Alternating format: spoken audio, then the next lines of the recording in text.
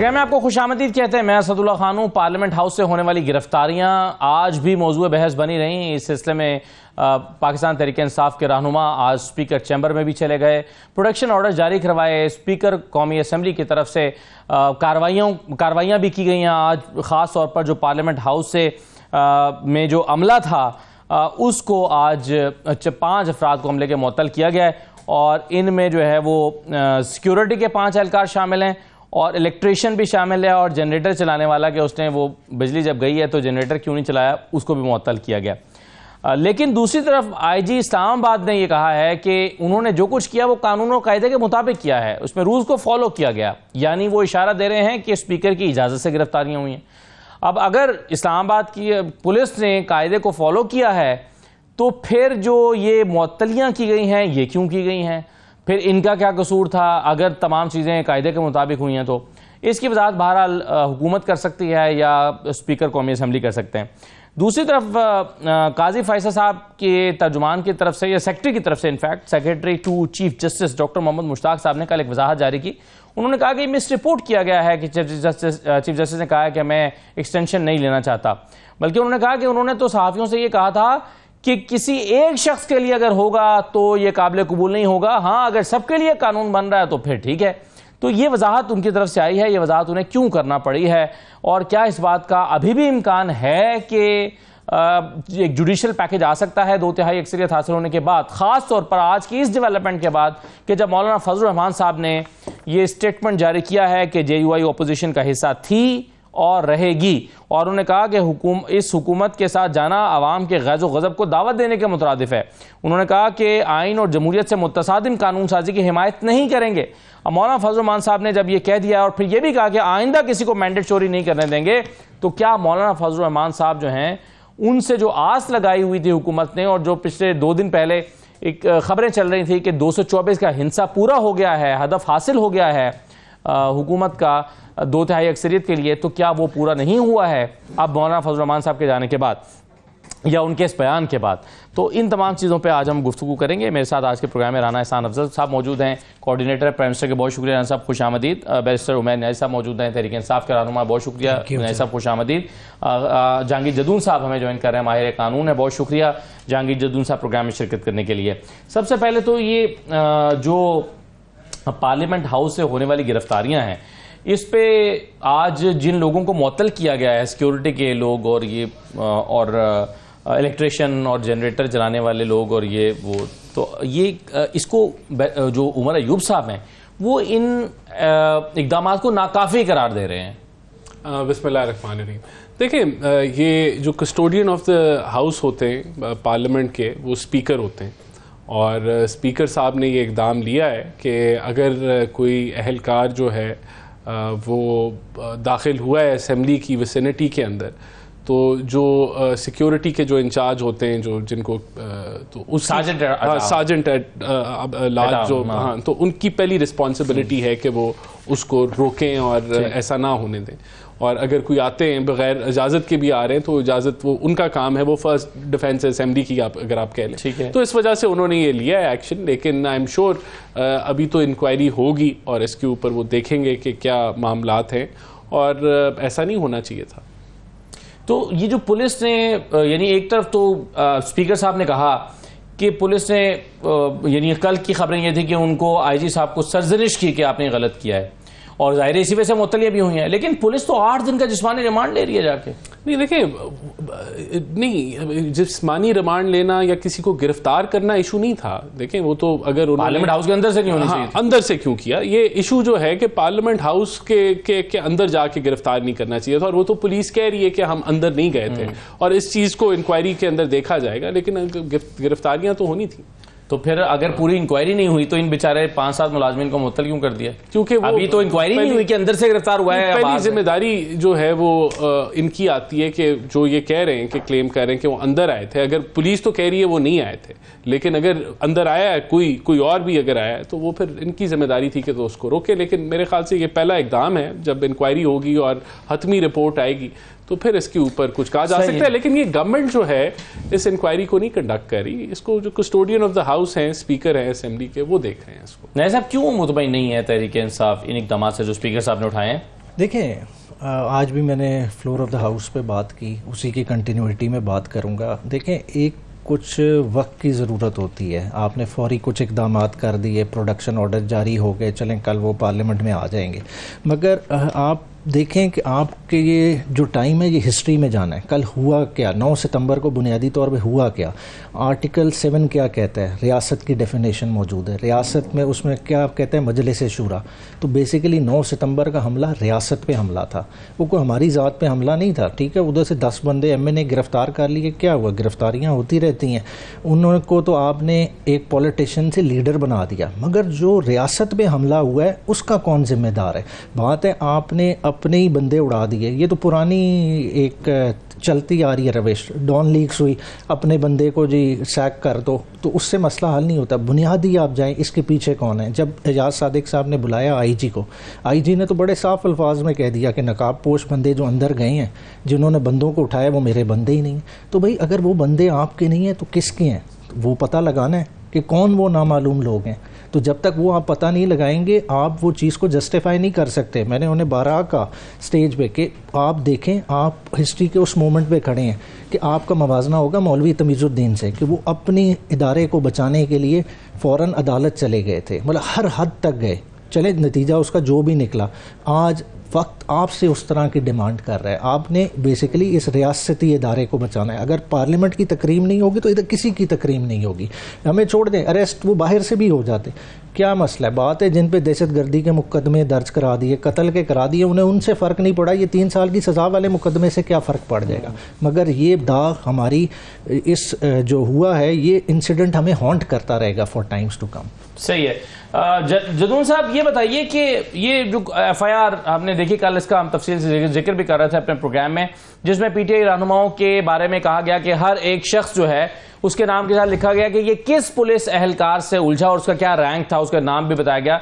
और फिर बताया गया कि तहरीक-ए-इंसाफ के तमाम लोग जो स्टेज के बाहर पुलिस एहलकारों से, एसएचओ से, एसआई से, एएसआई से, इनसे उलझे, या इनका किसी का उन्होंने असला छीन लिया, किसी से एंटी राइट किट छीन ली, किसी की एफआईआर में लिखा हुआ है कि वक्की में पिस्टल का बट मार दिया, इन सब के पास ये मुसल्ला पिस्टल थे।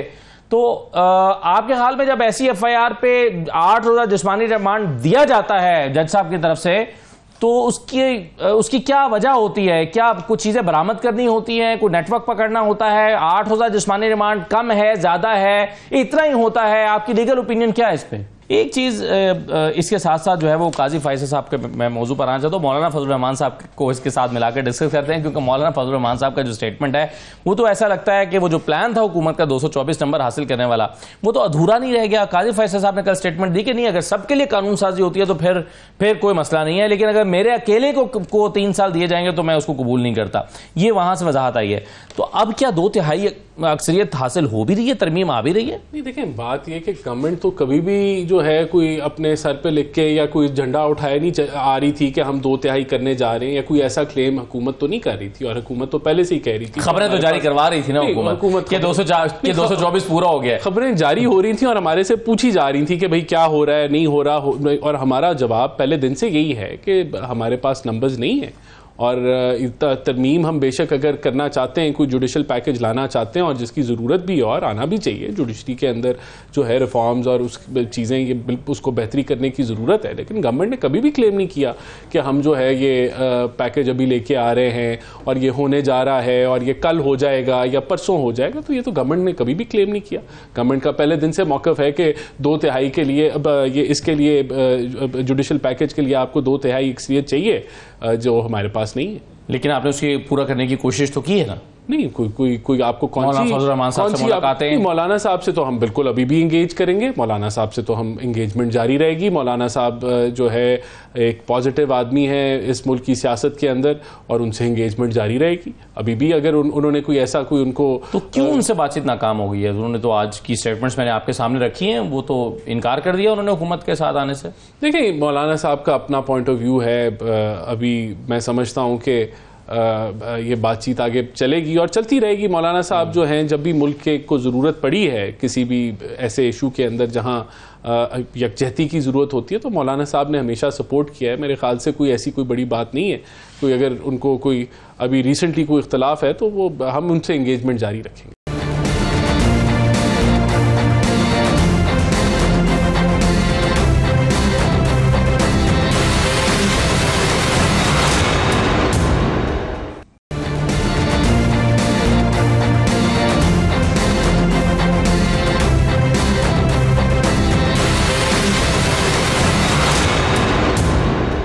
जदून साहब ये बताइए कि एक पहला जो मेरा सवाल था अभी कि कल एफआईआर जो हुई है जिसके तहत तहरीक इंसाफ के पार्लियामेंटेरियंस को और रहनुमाओं को उठाया गया और उनका जिस्मानी रिमांड 8 रोज का लिया गया है, इस एफआईआर में, इस तरह की एफआईआर में जिसमें कि मुसल्ला थे तहरीक इंसाफ के लोग और इन्होंने पुलिस एहलकारों के साथ लड़ाई झगड़ा भी किया, उलझे भी, किसी को मारा पीटा भी और किसी से उनका असलाह भी छीना, उनकी किट भी छीन ली, तो इसमें 8 रोज का जिस्मानी रिमांड ही होता है या ये कोई हैरान कौन चीज है? नहीं, बिल्कुल हैरान कौन चीज है। पहली बात ये कि एफआईआर जो है ये फैब्रिकेटेड है और ये सिविल गवर्नमेंट ये एफआईआर कर नहीं सकती, ना वो करा सकती है। ये जिन लोगों ने एफआईआर कराई है ये बिल्कुल फैब्रिकेटेड है और ये बोगस एफआईआर है। इसमें अगर पुलिस की कनपट्टी पे या किसी को पिस्टल लगता है तो पुलिस उसी वक्त गिरफ्तार करती है, तो एक दिन के बाद गिरफ्तार करने की किस तरह, और फिर पार्लियामेंट में जाकर गिरफ्तार करना, ये तो आपने मतलब है जो पार्लियामेंट है उसको तकद्दुस पमाल की है और इसे ये जो कंडेम करना चाहिए तमाम जो पार्लियामेंटेरियन है इकरार सपोर्ट हो, चाहे वो किसी भी पार्टी से हो। आज जो गवर्नमेंट में, कल वो अपोजिशन में होंगे, कल जो अपोजिशन में वो आज गवर्नमेंट में है। इस तरह नहीं निजाम चल सकता कि आप जो पार्लियामेंट बिल्कुल ये इन्होंने मेयर नाजी ने सही। आप कैसे कह सकते हैं कि ये एफआईआर बोगस है? चलिए, एक तो आपने कहा ना कि अगर गिरफ्तार करना तो फिर फौरन करते, बोगस कैसे कह सकते हैं आप इस एफआईआर को? नहीं, फैब्रिकेटेड है। देखें ना आप, एक एमएनए जो है पुलिस कांस्टेबल की कनपट्टी पे किस तरह पिस्टल लगेगा, या वो हर एमएनए जो है वो मसला हो जाता है कि जी वो पुलिस वालों को मारेगा। इस तरह मैं कह रहा हूँ कि इसके अंदर मैंने कंटेंट सारे पढ़े हैं, ये 80% जो एफआईआर है फैब्रिकेटेड है। हो सकता है कोई देखा मौका हो जाता है एक जलसे के अंदर पुलिस वालों के साथ कोई क्लैश हो जाती है, लेकिन इसके अंदर जो है ना, पहले पीटीआई वालों ने देखे हमले भी किए हैं, गेट भी तोड़े हैं, बहुत काम हुए, लेकिन इस एफआईआर के अंदर डायरेक्टली जो इन्होंने एमएनए और एक लग रहा है कि पैटर्न के इन बंदों पे एफआईआर करनी है और इन्होंने बिल्कुल ये फेक और फैब्रिकेटेड और एग्जीजरेटेड एफआईआर की है। इसके अंदर ये कंटेंट बनता ही नहीं एफआईआर का। 780 कहाँ पे लगता है? इनको पुलिस वालों को नहीं पता है कि टेररिज्म की डेफिनेशन क्या है? ये सारे मैंने टेररिज्म में इन्वॉल्व है, उन्होंने क्या टेररिज्म किया है? तो फिर 8 रोजा जिस्मानी रिमांड कैसे हो गया उनका? इसलिए वो इन्होंने गलत एफआईआर की, तो जज को रिमांड नहीं देना चाहिए था।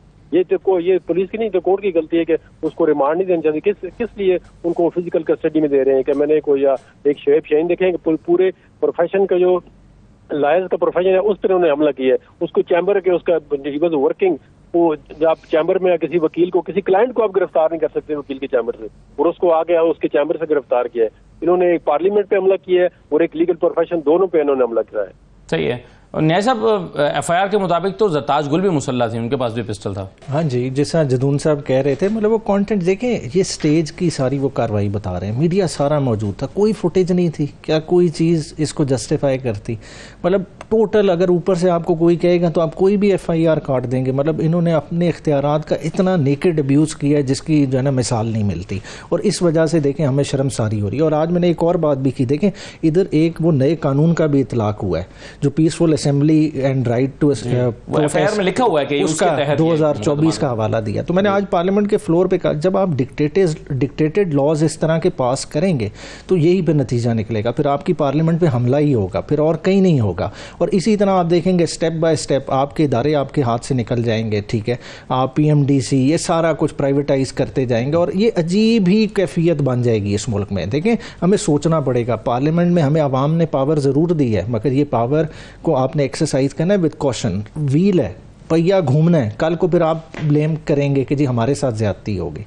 राना साहब, आपने एफआईआर पढ़ी, आपकी जगह से गुजरी है? जी, मैंने देखी है उस एफआईआर। उस एफआईआर में लिखा हुआ है कि हर एक पीटीआई लीडर के सामने नाम लिखा हुआ है एक पुलिस एहलकार का, एसएचओ का, मुख्तलिफ थानों के एसएचओ मौजूद थे, एसआई का, एएसआई का, कि इसने उसके कनपट्टी पर रखी, इसने उसकी, एक लफ्ज इस्तेमाल हुआ वक्की में जो है ना वो यहाँ पसली में कहते हैं जी, तो वहां पर उन्होंने मारी, फिर एक से किट छीन ली। ये सारे लोग उस वक्त पुलिस ने गिरफ्तार क्यों नहीं किए? देखिए, मेरे ख्याल से जिस तरह की वहाँ तकारीर हुई जो जलसे के अंदर गंडापुर साहब ने की, और फिर जो इंडोर्समेंट खान साहब ने उस तकरीर की कि जो उन्होंने कहा वही पार्टी पॉलिसी है, और फिर वहाँ जो है पुलिस के साथ तसादुम भी हुआ, एक गालबन एक एसएसपी या एसपी जो है वो इंजर भी हुए और पथराव भी हुआ।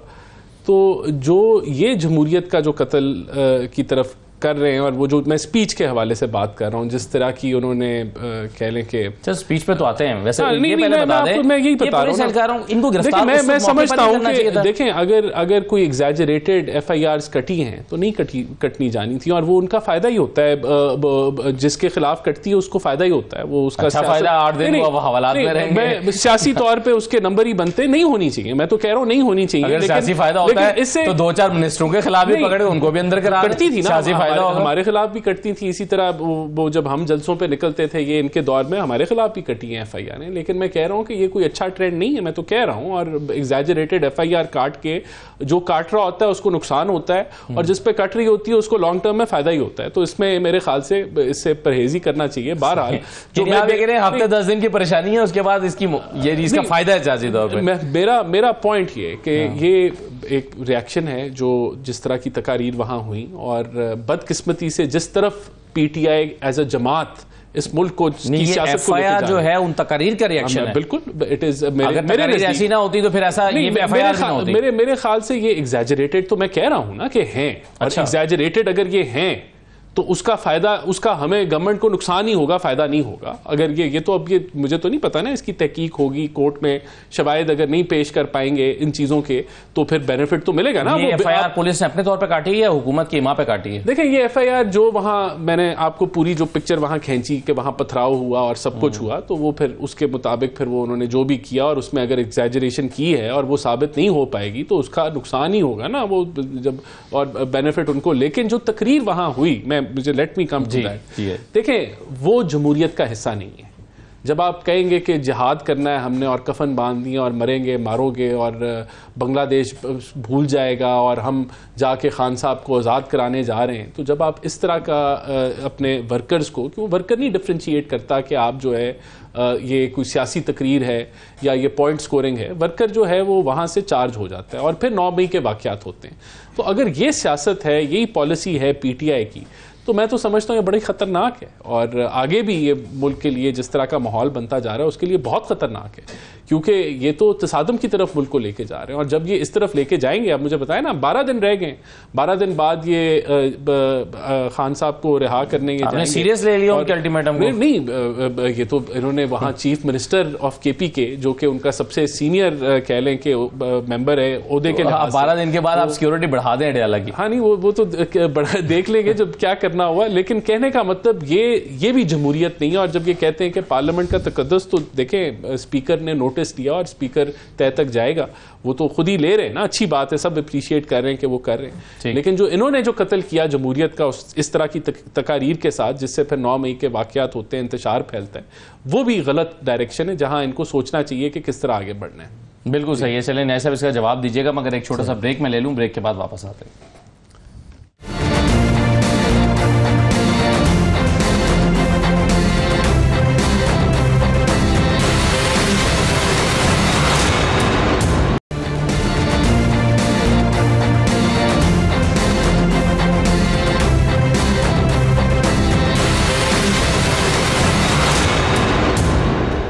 दोबारा आपको खुशामदीद कहते हैं। मैंने ऐसा अभी जो आपने राना साहब की गुफ्तगू सुनी, राना साहब कह रहे हैं कि जो तकरीर थी वो नामुनासिब थी, और वाकई लगता भी यही है कि उस पर कुछ हिस्से तो नामुनासिब थे।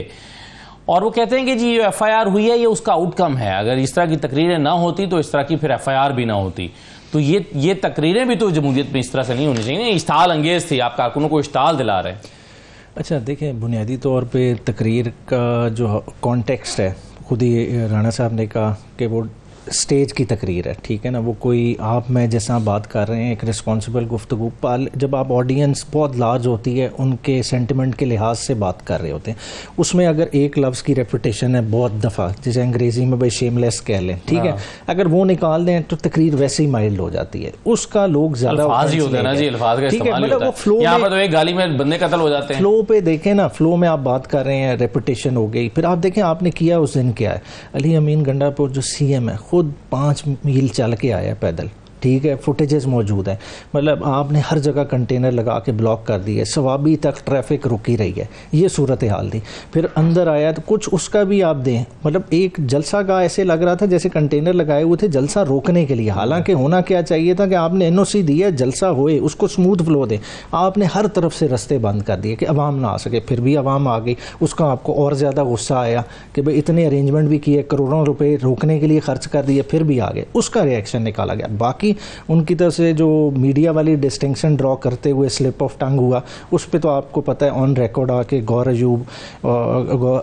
गौहर खान और उमर अयूब ने अपॉलॉजी की, लेकिन उस अनकंडीशनल जवाब में क्या कहा खान साहब ने? नहीं, उन खान साहब ने ओवरऑल ये कवर्ड है, बुज़दिल हैं जो वज़ाहतें कर रहे हैं और माफी मांग रहे हैं। देखें उस चीज़ की माफ़ी मांगे, देखें कॉन्टेक्स्ट के साथ तो सारे खड़े हैं। वो क्या कह रहे हैं, 9 पे बात की अली अमीन ने, उसने इंस्टीट्यूशनल रिफॉर्म्स की बात की है कि जो अली अमीन गंडापुर की तकरीर पर माजरत कर रहे हैं वो बुज़दिल है। नहीं, माजर ओवरऑल कोई अपोलोजेटिक होगा तो उस सेंस में कहा होगा। मेरा नहीं ख्याल कि गौहर वाली बात पे उन्होंने ये बात की होगी, क्योंकि देखें मीडिया वाली बात है। देखें अगर कोई बिलो द बेल्ट बात हुई है उसको सारे कहेंगे कि नहीं ये होनी चाहिए, ठीक है, किसी को अगर टारगेट किया पर्सन स्पेसिफिक, ठीक है, मगर जो आप कॉन्टेक्स्ट देखें कि 8 फरवरी का इलेक्शन चोरी हुआ है, हम उसको एजिटेट कर रहे हैं, इदारे क्या कर रहे हैं, हमारी इलेक्शन पिटीशन आज भी वहीं खड़ी है, आईनी जो कानूनी मुद्दत 180 दिन की है वो गुजर चुकी है, अभी तक हमारा मैंडेट वापस नहीं हुआ। भाई हमारी अगर पिटीशन झूठी है रद्द कर दें, कम से कम सुने तो सही, इतना जुल्म तो ना करें।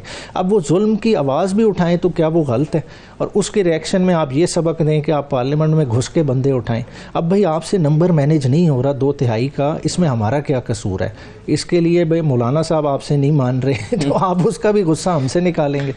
मौलाना साहब क्यों नहीं मान रहे? मौलाना साहब आपकी बात मान गए वैसे, क्या उन्होंने खुद से फैसला किया? खुद से फैसला किया। देखें वो पॉलिटिकल प्लेयर हैं, देखें उन्हें भी समझ है। देखें जो इस वक्त पॉलिटिक्स हो रही है ना, पॉलिटिक्स का एक बड़ा क्लियर डिवाइड आ गया है। जो गवर्नमेंट ट्रेजरी साइड है उसने एक स्पेसिफिक लाइन ले लिया है, मगर जो एंटी कैंप है वो बहुत बड़ा है, उधर बहुत ज़्यादा वोट पड़ा है, 80-85% वोट वहीं पड़ा है।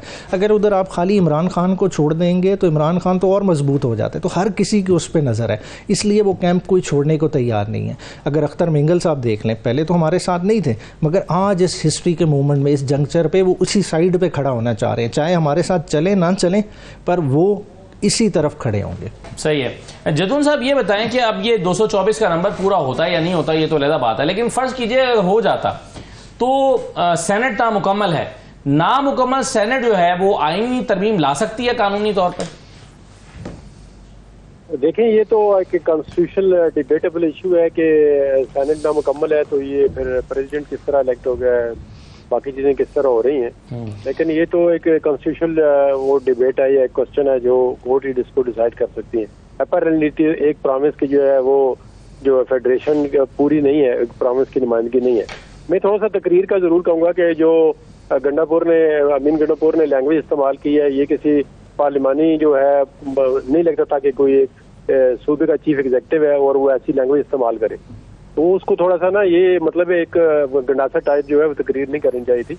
अगर आप बाकी भी बलूट के लोगों ने तकरीरें की हैं तो एक पैरामीटर होते हैं कि आप एक सोसाइटी के अंदर रह रहे होते हैं, अगर किसी खवातीन को आपने कोई क्रिटिसाइज करना है तो उसका भी एक तरीका होता है। जदून साहब ये कहना, ये जवाब आपके ख्याल में दुरुस्त है जो मैंने सब कह रहे हैं कि जी 5 मिनट चल के आए थे, उनको बहुत परेशानी का सामना करना पड़ा चूंकि उनके रास्ते रोके गए, उन्होंने सारा गुस्सा आके अपनी तकरीर में निकाल दिया और फिर जलसे का माहौल ऐसा था कि जुबान फिसल ही जाती है इतना मजमा देख के?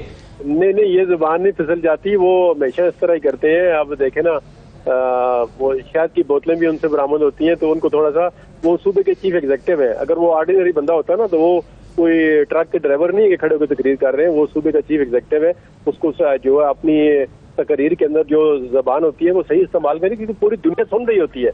आप देखें ना कि आप बंदे की परसेप्शन लेते हैं कि जो तकरीर करता है, या अब अमैर न्याजी बात कर रहे हैं तो हर एक टीवी पे सुन रहा है, उसको पता है किस तरह ये मतलब है अपने आप को कंट्रोल करके चीजें बात कर रहे हैं, हम सारे बात कर रहे हैं, तो इसका एक तरीकाकार होता है। तो इस तरह नहीं है कि आप पूरी दुनिया के सामने ऐसी लैंग्वेज इस्तेमाल करें कि जी आप किसी को बताना चाहें कि मैं बड़ा अग्रेसिव हूँ और मुझे लोग पसंद करते हैं। देखें वो ये अलग बात। अब इनके अंदर ये एक बहुत बड़ी बात आ गई कि जितनी आप अग्रेसिव बात करेंगे, जितनी दूसरों को गालियां देंगे तो आपको लोग पसंद करेंगे, लेकिन इस तरह नहीं है। अब उन्होंने मीडिया के साथ भी इस तरह किया है जी, अब सारे मीडिया में तो हर बंदा तो इस तरह का नहीं है ना, हो सकता है मीडिया के अंदर भी हर प्रोफेशन में काली भेड़ें होती हैं, कोई बंदा हो मीडिया के अंदर भी हर प्रोफेशन में होते हैं, लेकिन तुम अक्रॉस द बोर्ड तो आप किसी प्रोफेशन को इस तरह नहीं, क्या स्वीपिंग स्टेटमेंट नहीं दे सकते कि जी तो ये बंदे ये कर रहे हैं, लिफाफे पकड़ रहे हैं, ये कर रहे हैं, वो कर रहे हैं। तो इस तरह कल वो मीडिया उनके साथ खड़ा होगा। आप अपोजिशन के साथ तो ज्यादा मीडिया है, पीटीआई के साथ तो ज्यादा मीडिया खड़ा होता है। तो इस तरह जो है ना स्पीच एक चीफ एग्जीक्यूटिव को इस तरह नहीं करनी चाहिए, जो प्रोविंस को जो है वो एक बहुत बड़े सूबे को जो है वो रिप्रेजेंट कर रहा होता है, चाहे वो पॉलिटिकली स्पीच थी, लेकिन उसको अपना ओहदा या अपना लिहाज करना चाहिए था कि आप किसी औरत के बारे में, एक चीफ मिनिस्टर के बारे में कहते हैं जी सुन लो मरियम मैं ढोल बाजे लेके आ रहा हूँ। तो ये थोड़ी सी मेरे ख्याल में आप उसकी वजाहत ये की है पीटीआई ने कि जी उन्होंने चीफ मिनिस्टर को एड्रेस किया था, ना कि मरियम को जाती तौर पर। बहरहाल ये उनकी वजाहत है। एनीवे ये सेनेट, ये जो मैंने सवाल किया राना साहब कि नामुकम्मल सेनेट क्या आईनी तरमीम ला सकती है, चाहे नंबर उसमें मेरे ख्याल से इसमें तो कोई इशू नहीं है। ये जब जो है वो सारे इतने बड़े बड़े इलेक्शंस के अंदर वोट कर सकते हैं और चीजें चल रही हैं, प्रेसिडेंट का इलेक्शन हो सकता है, तो फिर ये तो मेरे ख्याल से कोई इतना कोई इशू नहीं है। आईनी तौर पर कोई मेरे ख्याल से आईनी तौर पे कोई रुकावट नहीं है। मेरा दूसरा ये बताएं कि अगर 224 का नंबर, आप जाहिर है आपके पास नंबर नहीं है, आप एतराफ करते हैं, नंबर पूरा करने के लिए आप कोशिश कर रहे हैं, ये भी आप एतराफ करते हैं, कोशिश तो आपकी होगी ना कि देखें अगर हम कोई कोशिश कर रहे होते हैं, कोई मुलाकातें कर रहे होते तो आपको नजर आ रहा होता। 224 पूरा करने के लिए आप कोशिश नहीं कर रहे, जुडिशियल पैकेज तो तैयार किया ना आपके, आपको बिल्कुल हमने किया, लेकिन कोई आपको इसके देखें कहीं भी आपको गवर्नमेंट कोई इसके ऊपर कोई प्रेस कॉन्फ्रेंसेस करती हुई नजर नहीं आई कि हम जुडिशियल पैकेज जो है इस दिन तक लाना चाह रहे हैं या ये है कॉन्टूर्स हैं उसके। तो मेरे ख्याल से ये हम कह रहे हैं कि आपने 224 पूरा करने के लिए कोशिश भी नहीं की। नहीं देखें मौलाना से मुलाकातें की हैं, जाहिर है उसका इंटेंशन तो यही होगी। लेकिन मौलाना साहब के आने से तो कोई नंबर नहीं पूरे हो जाने थे, तो बिल्कुल देखें ये मेरा अगला सवाल था कि मौलाना के आने से नंबर पूरे नहीं हो रहे, फिर आपको जरूरत पड़ेगी पीटीआई के लोगों की। नहीं देखें बात यह है, मैं तो आपको कह रहा हूं कि गवर्नमेंट ने इसके ऊपर कोई पब्लिक स्टांस नहीं लिया, तो ये सारी क्या सरैयां हो रही हैं कि जुडिशियल पैकेज आ रहा है, फलाना हो रहा है, ये हो रहा है, तो मेरे ख्याल से there is a lot of propaganda. फिर क्यों चीफ जस्टिस ऑफ पाकिस्तान को ये वजाहत करना पड़ी कि नहीं अगर आईनी तरमीम आती है, सबके लिए आती है, तो मैं उसके लिए तैयार हूं? मेरे ख्याल से क्योंकि उनका यही पॉइंट ऑफ व्यू होगा। आईनी तरमीम जब देखिए बात ये कि जो आईनी तरमीम तो आ ही नहीं रही, तो जो चीज गवर्नमेंट ने अनाउंस, आपके ख्याल में तो आईनी तरमीम आ ही नहीं, मैं आपको वही कह रहा हूं, जो चीज गवर्नमेंट ने अनाउंस नहीं की, जिसके ऊपर गवर्नमेंट ने ऑफिशियली तबसरा नहीं किया, वो सब कह रहे हैं कि वो आ रही है, तो वो अभी आई भी नहीं है। तो जब वो आएगी तो फिर उसके ऊपर बातचीत हो जाएगी ना, उससे पहले तो पाकिस्तान को आती नजर आ रही है। वैसे नहीं देखें, अगर आती नजर आ रही होती तो उनको वजाहत भी नहीं करना पड़ती। जस्टिस साहब ने तो वजाहत उस चीज की कि जो उन्होंने नहीं कहा और उनका समझा गया कि उन्होंने कहा, जाहिर है तो गलत समझा जाने से कोई मसला हो रहा था ना, तो ऑब्वियसली उन्होंने उसको उसकी ये तो वही चीफ जस्टिस ऑफिस ही इसके ऊपर कर सकता है ना कि उन्होंने क्यों बयान किया या कैसे किया। गवर्नमेंट का स्टांस ये कि हमने कभी इसके ऊपर अभी एक ऑफिशियली हमने स्टांस ही नहीं दिया कि हम ये लेके आ रहे हैं या नहीं लेके आ रहे, तो जब हम लेके आ रहे होंगे तो जरूर उस पर बात होगी। बड़ी कोशिश मैंने की है लेकिन मानते हैं आप नहीं है कि अच्छा नहीं साहब, अगर फर्ज करेंगे 224 पूरे करते हैं, 2/3 के चाहिए, उसके लिए पीटीआई के लोगों को बीच में डालना पड़ेगा, तो क्या ऐसी सूरत में डिफेक्शन क्लॉज लगती है? देखें डिफेक्शन क्लॉज तो बिल्कुल लगती है, एफिडेविट सारों के जमा है, मगर जिस तरह ये कह रहे हैं ना कि कुछ ऐसे भी तो लोग हैं जो आज़ाद हैसियत जिन्होंने बरकरार रखी है, उसमें से कोई 2-3 स्लिप हो गए तो क्या होगा? फिर उमर गौर खान है, उमर अयूब है, ठीक है, उस तरह के आज़ाद कुछ और भी लोग हैं, खिची साहब हामिद रज़ा है, हाँ जी हैं, मगर है कि उनके भी जो है ना एफिडेविट तो पार्टी के पास मौजूद है। मगर देखें बात मोरालिटी की है कि आप इस तरह की आईनी तरमीम ले भी आएंगे तो उससे होगा क्या?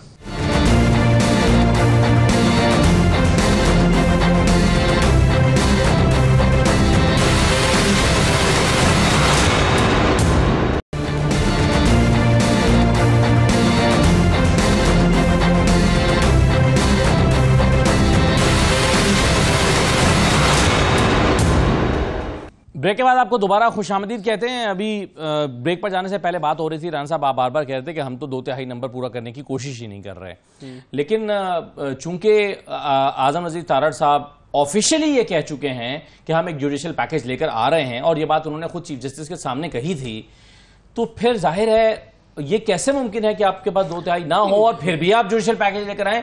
तो ये तो मुमकिन ही नहीं है ना, मतलब आप 2/3 की कोशिश करेंगे तो ये पैकेज लाएंगे। मैं आपको यही कह रहा हूं ना कि जब नंबर पूरे होंगे तो पैकेज आएगा, तो नंबर पूरा करने से पहले तैयार कर लिया आपने? तो देखें, आप जुडिशल रिफॉर्म पे काम तो आप करते ही है ना। आपने जुडिशल, मैंने आपको ये कहा कि हम जुडिशल रिफॉर्म्स लाना चाहते हैं और अगर आएंगी तो वो मुल्क के मफाद के लिए होगी ना, जुडिशरी की बेहतरी के लिए होगी जी। तो उस पर तो काम बिल्कुल हुआ, लेकिन आपको मैं यही कह रहा हूँ कि नंबर गेम हमारी पूरी नहीं है, तो इसलिए जब तक वो पूरी नहीं होती तो वो जुडिशल पैकेज नहीं आएगा। मौलाना को कुछ ऑफर किया था आपने? देखिए, मौलाना साहब से बातचीत मुख्तलिफ पहलुओं पे चल रही है और आज जो भी उनका जवाब आया है वो मुझे आज ही आया है, तो I am not privy to it, लेकिन मौलाना साहब के साथ हमारी एंगेजमेंट जारी है। ऑफर क्या किया आपने उन्हें?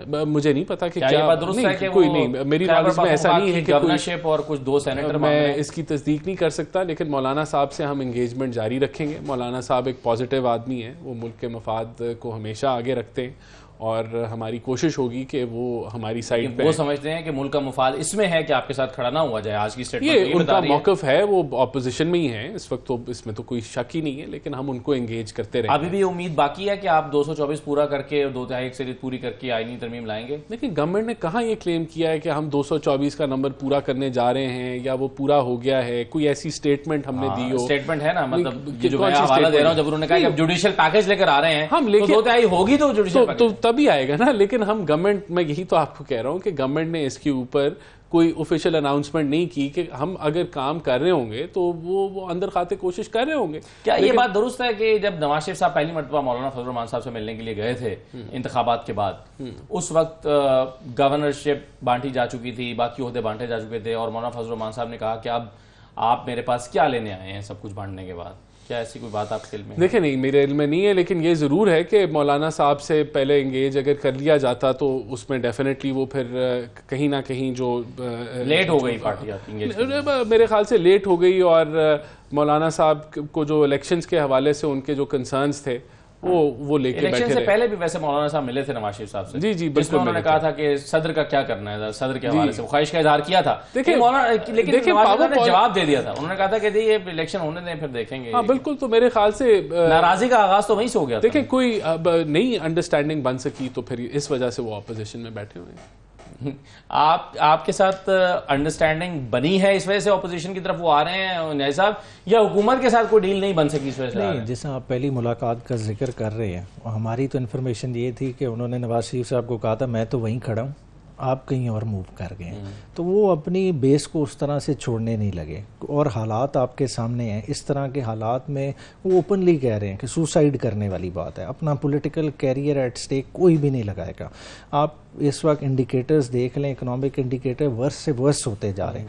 हमारे पास इस वक्त ब्रीदिंग स्पेस कम हो रही है, मगर गवर्नमेंट की प्रायोरिटीज़ किधर है?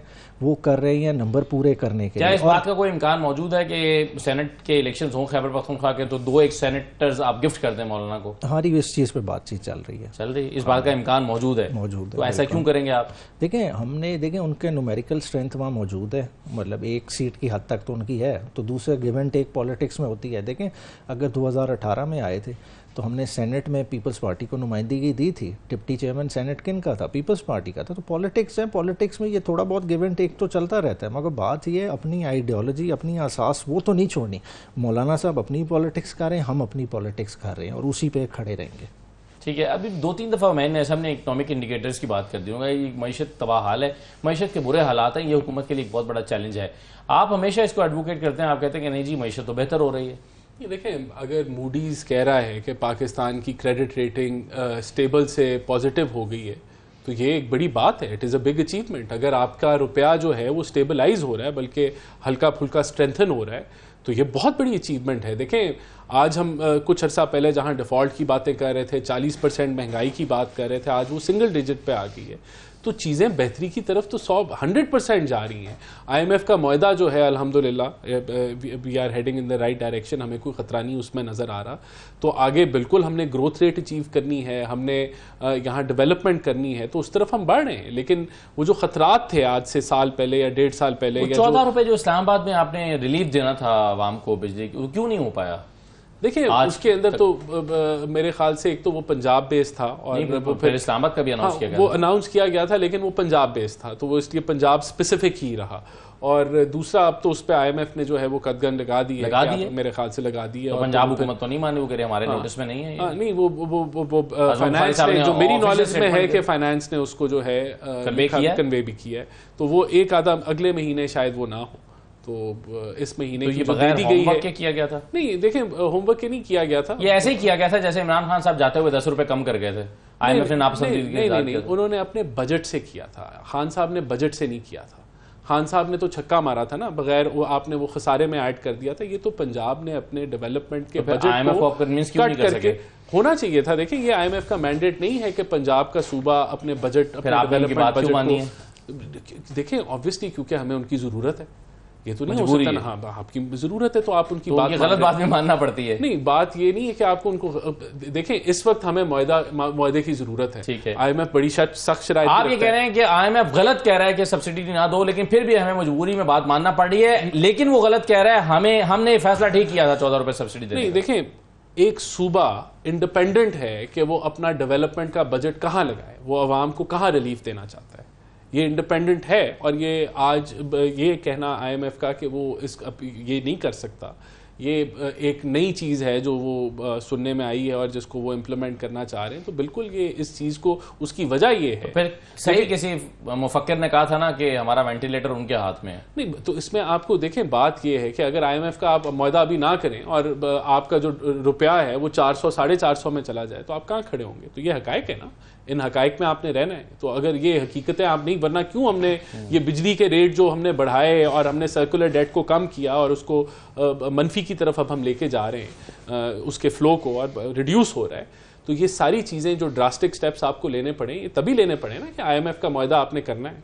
तो यही तो हमने जो है वो मईशत को बचाया है, यही तो हमने जो है वो अपनी पॉलिटिकल कॉस्ट पे की है। और फिर हमने, और यही इसी के साथ खेला था PTI ने, इसी के साथ उन्होंने जो है वो खिलवाड़ किया था। तो आप कह रहे हैं कि जो है PTI अगर 10 रुपए की सब्सिडी दे तो उन्होंने इकोनॉमी को तबाह कर दिया, आप 14 रुपए की सब्सिडी दे रहे हैं तो आपने ठीक किया। देखें, अगर आपने बजट ही नहीं किया, उसको आपने बजट ही नहीं किया, और आपने, खान साहब भी ये कहते थे कि हमारे पास इतने पैसे थे नहीं थे, हमने इतने अच्छे पैसे कमा लिए थे, नहीं थे, ये तो रैकेट को काट के उसमें डाल, देखिए ये तो रैकेट की बात है ना, स्टेटमेंट में नहीं है वो पैसे जो कर रहे हैं। ये रैकेट की बात है कि खान साहब ने जब ये सब्सिडीज अनाउंस की, और जब उन्होंने की थी तो कोई फिस्कल स्पेस अवेलेबल नहीं थी। आपने तो मिनी बजट दिया था, आपने तो कुछ मेरे ख्याल से 350 अरब का मिनी बजट दिया था जनवरी में, उस वक्त 2022 में, और आपने मार्च में जाके जो है वो पता नहीं 100 अरब की पेट्रोल की माहाना सब्सिडी अनाउंस कर दी।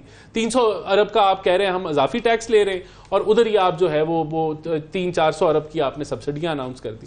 तो ये तो उन्होंने जानते बूझते खेले थे वो। यहाँ तो आपके पास एक वो साल के शुरू में बजट है, और उसमें से आपने इतने सारे इकोनॉमिक इंडिकेटर्स बताए अभी राणा साहब ने कि इन्फ्लेशन सिंगल डिजिट में आ गई है, मोडीज ने आपकी रेटिंग बेहतर कर दी है, और भी वो कह रहे हैं कि जी हमारा रुपया मुस्तकम हो रहा है, तो फिर भी आपको मईशत पे आप देखें, ये वो वाली बात हो गई कि बंदा मर गया, ये कह रहे हैं शुक्र है उसका चेहरा हादसे में बच गया। बात है कि IMF डायरेक्ट आप पे हिट कर रहा है। किस चीज़ पे हिट कर रहा है? वो आपके तमाम बजट को रिजेक्ट कर रहा है। वो कह रहा है कि फेडरल जो PSDP है वो आप सूबों पे इन्वेस्ट ही नहीं कर सकते। इसका क्या मतलब है? जो 650 बिलियन आपने दिया है सिंध के डेवलपमेंट प्रोजेक्ट के लिए, वो आप नहीं दे सकते। 150 अरब दिया हुआ है पंजाब के लिए। ये catch-22 सिचुएशन में फंस गए हैं। ये पीपल्स पार्टी को किस तरह से राजी करेंगे, अपने मामलात किस तरह से चलाएंगे? ये जो बात करें, इन्हें अभी खुद मिनी बजट लाना पड़ेगा इन सारी फिगर्स को टेक इनटू अकाउंट करने के लिए। फिर इन 2 महीने की टैक्स कलेक्शन में, FBR की कलेक्शन में 150 अरब का शॉर्टफॉल है, वो किधर से पूरा करेंगे? तो स्पेस है ही नहीं। एक बात मैं कहना चाहूंगा, आइन के मुताबिक PSDP के अंदर प्रोविंशियल सब्जेक्ट्स के अंदर आप नहीं लगा। ये बात आप ये आइन के मुताबिक क्यों नहीं समझा? नहीं, IMF तो यही कह रहा है, वो भी यही कह रहा है कि जो PSDP जो है, वफाकी PSDP, आप प्रोविंशियल डेवलपमेंट के ऊपर नहीं लगा सकते, आपने नेशनल लेवल के प्रोजेक्ट्स के ऊपर लगाना है। जो चीजें डिवॉल्व हो गई 18वीं तरमीम के बाद, वहां आप PSDP को नहीं लगा सकते, ये आपका आइन है। बहुत शुक्रिया तमाम मेहमानों का प्रोग्राम में शिरकत करने के लिए। इजाज़त दीजिए, अल्लाह हाफिज़।